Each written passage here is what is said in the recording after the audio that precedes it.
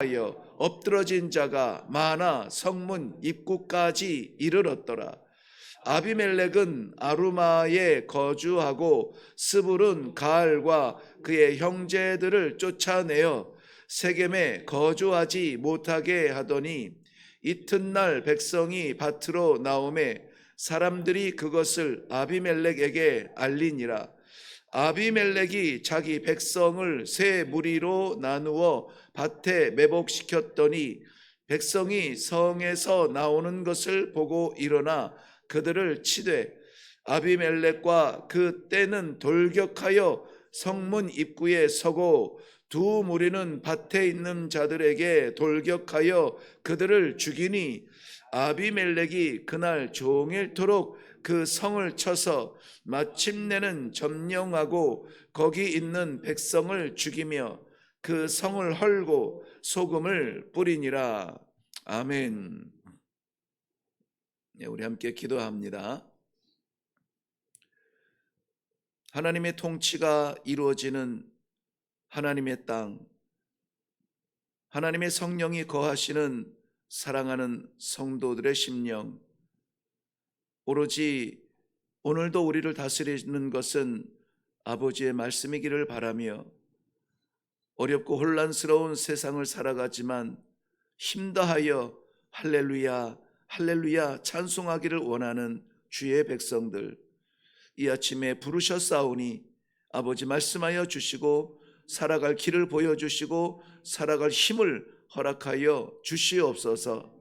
이루어 주시며 동행하여 주실 줄로 믿사옵고 예수님의 이름으로 기도하옵나이다. 아멘. 아멘. 네, 오늘 세겜성이 무너지고 소금이 뿌려지는 안타까운 수치를 우리가 눈으로 보게 됩니다. 소금을 뿌렸다는 것은 느낌에서 아시겠지만은 다시 무언가 자랄 수 없도록 땅을 죽이는 일인데요. 오늘 그 세겜성의 마지막 45절 보면 소금이 뿌려졌다. 너무나 안타까운 일이죠. 세겜성은 우리가 잘 알듯이 창세기 12장에 보면은 하나님께서 아브라함에게 인도하시는 그 땅을 주리라고 약속하시고 하란을 떠나 순종의 길로 갔던 그 아브라함이 처음 도착하여 하나님의 약속을 받고 내가 이 땅을 너와 내 자손에게 주리라 약속을 받고 거기에 첫 제단을 쌓습니다. 그 땅이 이 세겜이에요. 그러니까 믿음의 조상이라고 여겼던 아브라함에게 허락하신 땅에 들어와서 처음 하나님 앞에 제단을 쌓은 곳이 이 세겜입니다. 야곱이 밧단 아람에서 20년 정말 노예처럼 살다가 하나님의 축복으로 말미암아 거부가 되어서 아버지의 땅으로 돌아갈 때에 그가 세겜 땅을 바라보면서 마지막 여정을 다하지 못하고 그 세겜 땅에다가 밭을 사죠. 그런데 그 눈에 보기에 정말 이 맨주먹으로 시작했던 그 밧단 아람에서 거부가 되었던 그 성공 신화의 야곱이 볼 때에는 괜찮았던 곳이어서 그곳에 밭을 샀지만은 바로 그곳에서 이 외동딸 디나가 세겜성 추장의 아들에게 강간을 당하고 그리고 그 형제들의 복수에 의해서 피바다가 되었던 그러한 땅, 하나님께서 정말 택하시고 뽑으시고 정하시고 사용하여 주셔서 애굽 땅의 노예로 끌려갔지만은 그곳에서 총리로 세움받아 인생 대역전을 이룬 그 요셉이 결국은 자기가 묻힐 곳이 이 이방 땅 애굽이 아니요 나를 세겜 땅에 묻어달라고 했던 그 유언대로 출애굽할 때에 이스라엘 백성들이 그 유고를 가지고 나와서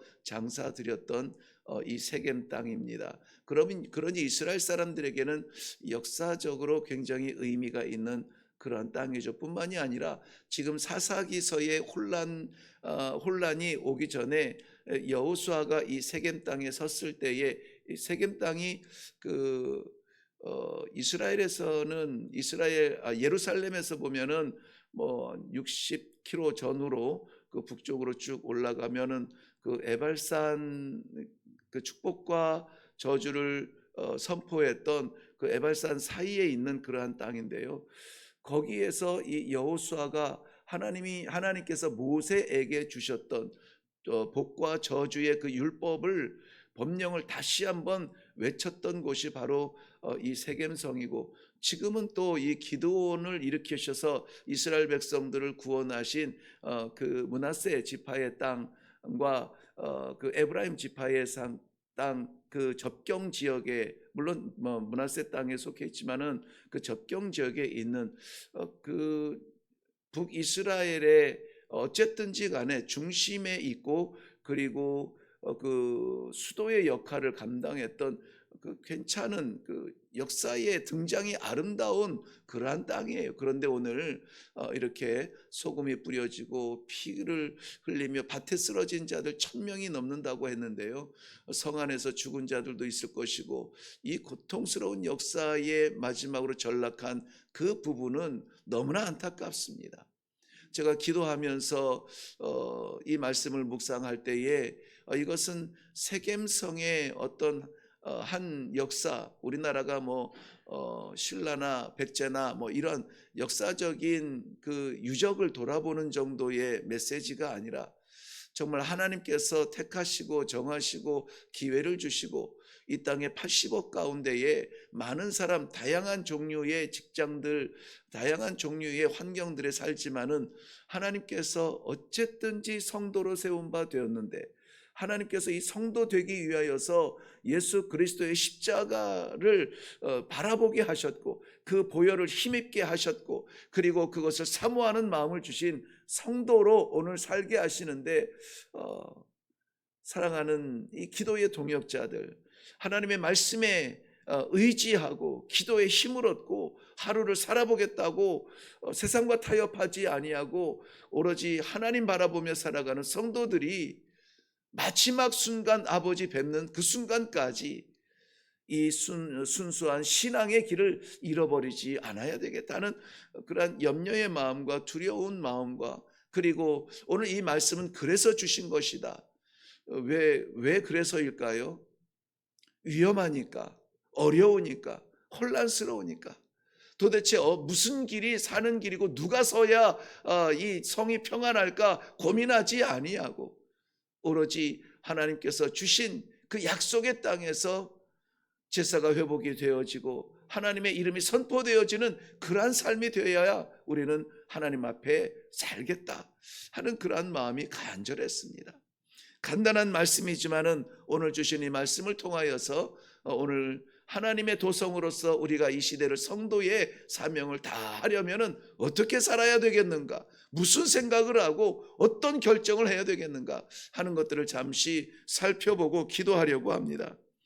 오늘 말씀에는 34절부터 38절까지 그렇게 당당하게 외쳤던 그러한 가알이 자기가 외쳤던 그 말 지키지 못하고 그야말로 찍소리 못하고 나아가 이 쫓겨다니는 전쟁에 패배하는 안타까운 모습인데요.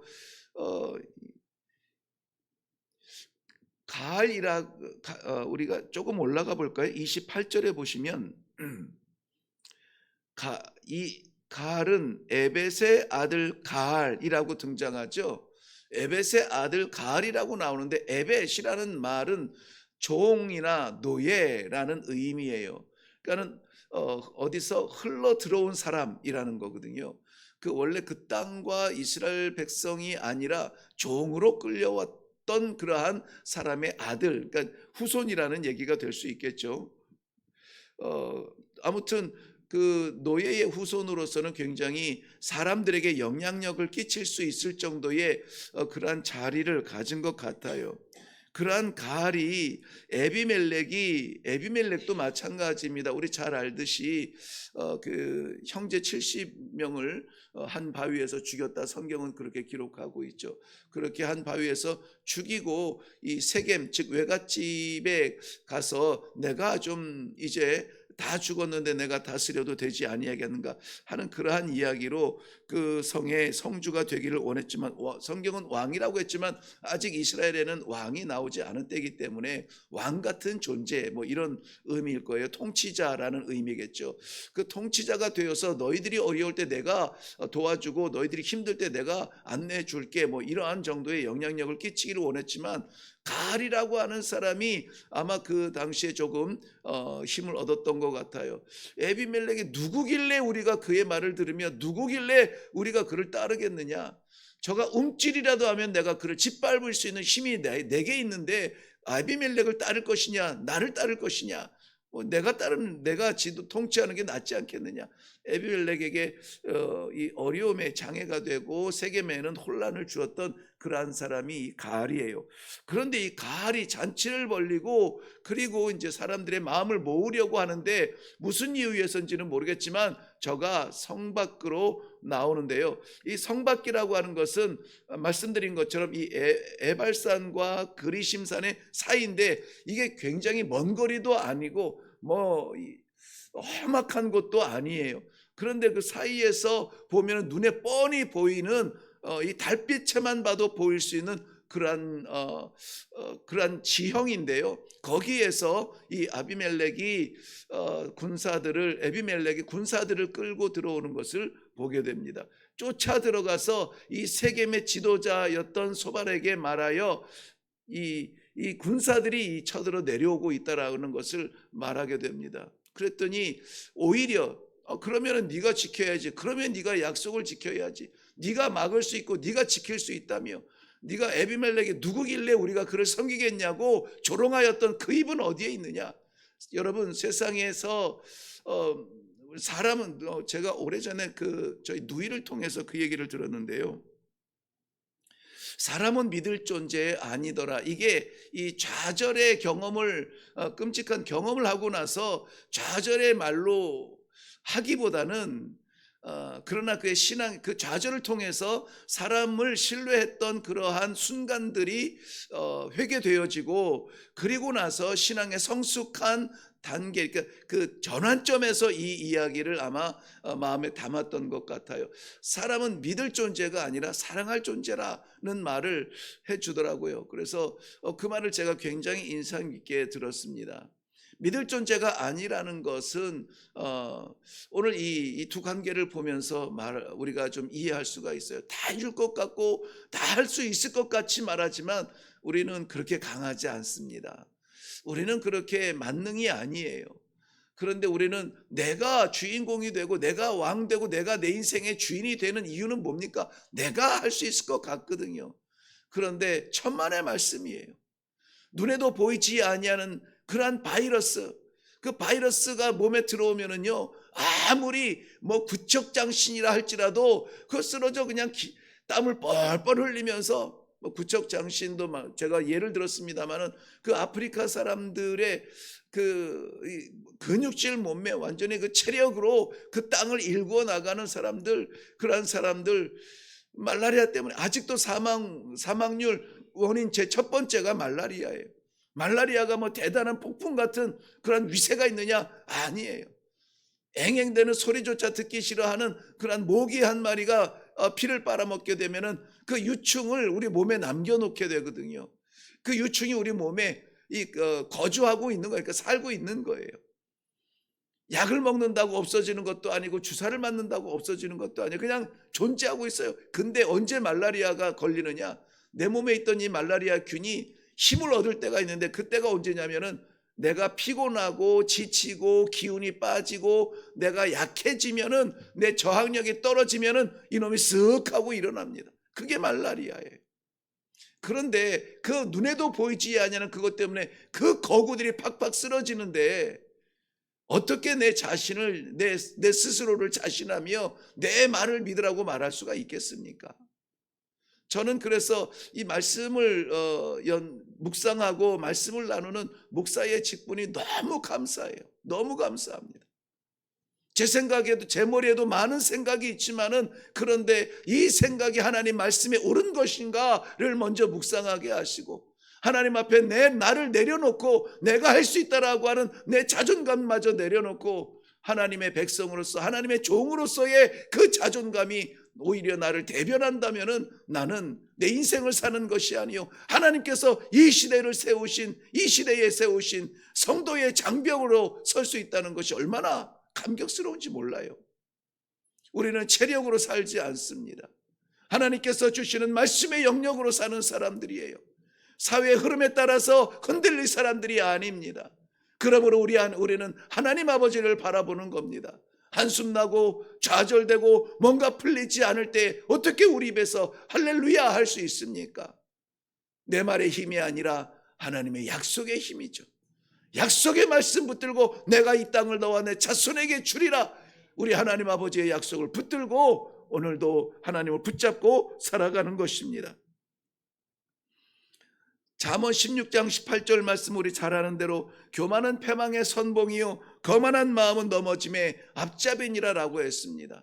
오늘 하루 우리에게 맡기신 모든 삶의 현장에서 내가 경험과 경력과 체력과 지력과 능력에 있어서 모든 것을 감당할 수 있지만 그래도 하나님 아버지 어찌하면 좋습니까? 하나님 힘 주옵소서. 하나님의 말씀의 지혜로 말미암아 살아가게 하여 주시옵소서. 겸손하게 우리 하나님 아버지 앞에 나아갈 때에 우리 하나님께서 힘 주시고 능력 주시고 약속을 이루어 주실 줄로 믿습니다. 그 다음에 보면은 이 가을은 결국은 이 세겜 땅에 이렇게 우리 흔한 말로 있죠. 굴러 들어온 돌이 박힌 돌을 뭐 어떻게 할까요? 찰까요? 뽑을까요? 차낸다? 빼낸다? 예, 어쨌든 예, 가을은 이 굴러 들어온 돌이라 할 수 있겠죠. 노예로 끌려온 사람의 자손, 종의 자손이니까는요. 그런데 그 땅을 이제 차지하고 있는 이 아비멜렉을 쫓아내겠다고 했는데요. 이 아비멜렉을 쫓아냈던 가을은 오히려 자신이 쫓겨나게 되는 형편을 보게 됩니다. 마태복음 7장 26절 말씀에는 내 말을 듣고 행하지 아니하는 자는 그 집을 모래 위에 지은 어리석은 사람 같으니라고 말씀하십니다. 이 말씀은 우리가 잘 아는 대로 마태복음 5장에서 시작되는 예수님의 직접적인 설교 산상보훈의 결론 부분이거든요. 그 결론의 제일 끝에 나가서는 뭐냐? 결국은 하나님의 백성은 하나님의 말씀 위에 집을 지어야 된다. 우리의 생각과 우리의 미래와 우리의 자손과 우리의 가정과 우리의 교회와 우리의 모든 꿈이 어디에 섰을 때 튼튼하냐? 아버지의 말씀, 약속의 말씀 위에 서야 된다는 것이에요. 그런데 자신을 가지고 이 가을은 내가 세울 수 있겠다, 내가 해볼 수 있겠다, 교만에 서서 이렇게 무너져가는 그 모습을 보게 됩니다. 결국은 그 땅에서 자기가 설 수 있을 것 같지만 허상이었습니다. 공허한 약속이었던 것입니다. 우리에게도 많은 기회들이 있고 친구들이 있고 능력들이 다 있습니다. 그렇지만은 오늘 우리를 살아가게 하는 것은 하나님의 말씀이요. 우리가 걷는 길은 세상 길이 아니요. 하나님 나라 천국을 향하여서 간다는 이 믿음은 세상은 이해하지 못해요. 지금이 시대가 어느 때인데 천국 얘기하고 영성 얘기하고 믿음 얘기하고 신앙 얘기하느냐? 이해할 수 없는 그 길을 우리는 굳건하게 걸어가는 것입니다. 이게 성도요, 이게 믿음인 것입니다. 마지막으로 우리가 안타까운 모습으로 이 서론에도 말씀하였지만은 그토록 택함 받았던 그 세겜이 오늘 무너지고 그리고 그 소금 뿌려지는 수치를 당하게 됩니다. 신명기 29장 23절 말씀에는 그 소금을 뿌린 그 의미를 좀 설명하고 있는데요. 하나님께서 저주한 성읍에 행하신 일입니다. 소돔과 고모라. 그 말씀에 보면 그 땅이 소금과 유황으로 덮여 아무것도 자라지 않게 된다라고 말씀하셨는데 오늘 이 세겜성이 바로 그 소금이 뿌려진 땅이 되어서 다시는 회복할 수 없는 땅으로 전락하게 된다는 것입니다. 이 아비멜렉이 형제 70을 죽일 때에 그때에 유일하게 구사일생 생존한 사람이 있는데 요담이라고 하는 사람인데 형제죠. 그 형제가 9장 20절 한번 넘어가 볼래요? 9장 20절 세겜과 아비멜렉에 대해서 이야기하는데요. 20절은 요담이 하는 이야기입니다. 그렇지 아니하면 아비멜렉에게서 불이 나와 세겜 사람들과 밀로의 집을 살을 것이요 세겜 사람들과 밀로의 집에서도 불이 나와 아비멜렉을 살을 것이니라.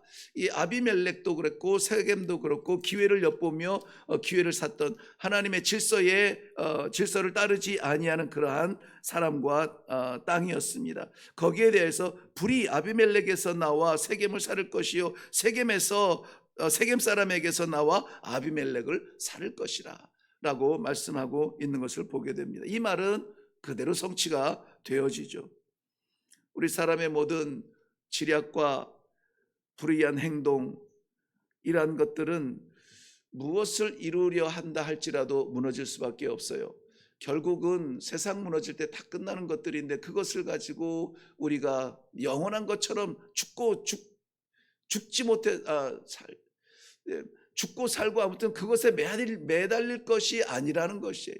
오늘도 정말 우리가 정성을 다하고 진심을 다하고 마지막까지 붙들어야 되는 것은 하나님께서 우리에게 주신 약속이에요.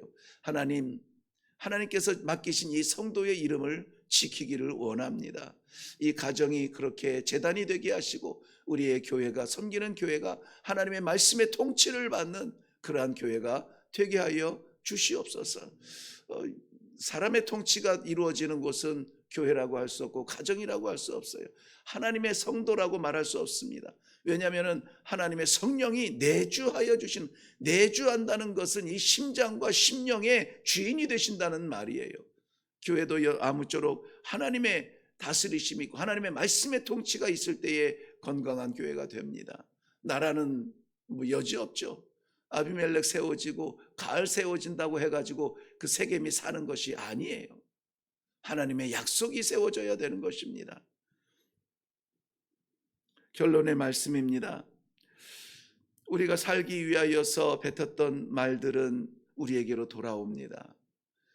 그리고 많은 것을 취하기 위하여서 버려두었던 그것은 영원히 우리에게 가시가 됩니다.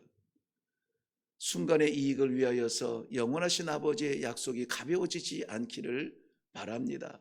오늘도 가는 자리마다 맡기시는 일들마다 하나님의 말씀이 나를 다스리고 승리케 하는 귀한 성도의 삶이 되시기를 주님의 이름으로 축원합니다. 기도하겠습니다.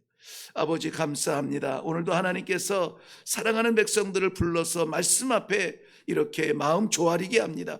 우리를 약자로 전락시키는 것이 아니요 하나님 앞에 나아가기 위하여서 겸손한 마음으로 말씀을 아멘으로 받습니다.